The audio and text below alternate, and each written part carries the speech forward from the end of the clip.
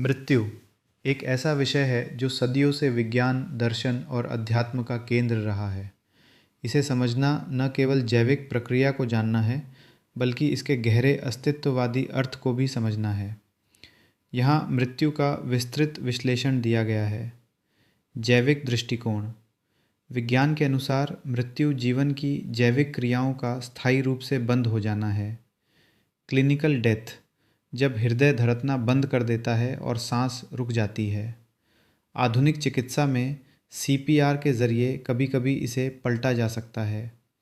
Brain death, जब मस्तिष्क की सभी गतिविधियां, विशेष रूप से ब्रेन स्टेम जो सांस और धड़कन को नियंत्रित करता है, पूरी तरह और स्थायी रूप से बंद हो जाती हैं। चिकित्सकीय रूप से इसे ही पूर्ण मृत्यु माना जाता है, भले ही मशीनें हृदय को चला रही हों। कोशिकीय मृत्यु, शरीर के अंगों और ऊतकों का धीरे धीरे काम करना बंद करना। ब्रेन डेथ के बाद भी कुछ समय तक बाल या नाखून जैसी कोशिकाएं जीवित रह सकती हैं। 2. आध्यात्मिक और दार्शनिक दृष्टिकोण। भारतीय दर्शन और विभिन्न धर्मों में मृत्यु को अंत नहीं बल्कि एक परिवर्तन माना गया है। आत्मा की अमरता। भगवद गीता और उपनिषदों के अनुसार शरीर नश्वर है, लेकिन आत्मा अमर है। जैसे हम पुराने वस्त्र त्याग कर नए धारण करते हैं, वैसे ही आत्मा जीर्ण शरीर को त्याग कर नया शरीर या मोक्ष प्राप्त करती है। कर्म और पुनर्जन्म।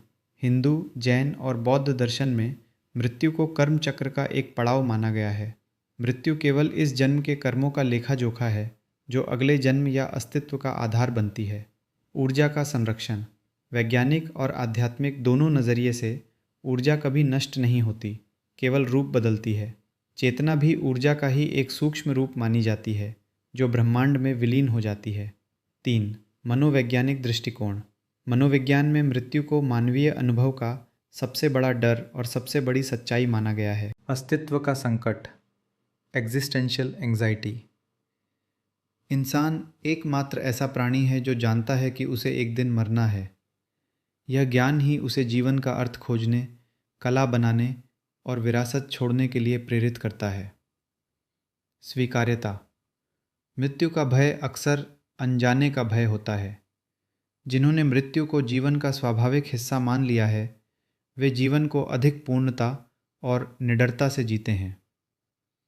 4. मृत्यु का गहरा अर्थ। मृत्यु जीवन का विलोम नहीं है, बल्कि जीवन का ही एक हिस्सा है। मूल्य का एहसास। जीवन इसलिए कीमती है क्योंकि यह सीमित है। अगर जीवन अनंत होता तो हम समय और क्षणों का महत्व कभी नहीं समझ पाते। विश्राम।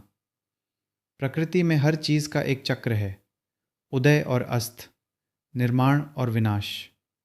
मृत्यु वह विश्राम है जो नई शुरुआत के लिए जगह बनाती है। संक्षेप में, मृत्यु केवल शरीर का अंत है, चेतना या अस्तित्व का नहीं। यह प्रकृति का वह सत्य है जो हमें वर्तमान क्षण में जीने की प्रेरणा देता है।